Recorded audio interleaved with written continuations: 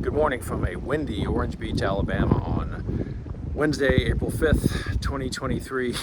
I just moved here last autumn. If I'd known it was this windy here so much, I wouldn't have started videoing these things outdoors. But anyway, a couple of quick hit things here today, both focusing on international travel relative to the United States.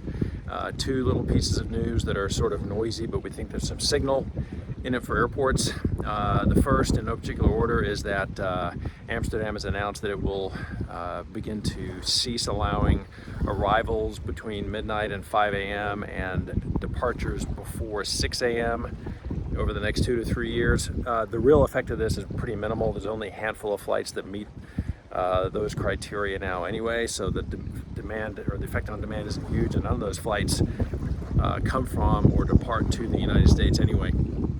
The second thing is American announcing that it will basically reduce its exposure to China flying from the United States down to basically one flight a day from DFW to Beijing this year. So the reason that we think this is important to understand is we've been talking about the four key external pressures on the industry in the form of demand realignment, supply chain disruptions, cost pressures, and workforce shortages, all driven by geopolitical and demographic trends that airlines and airports can't really do much about.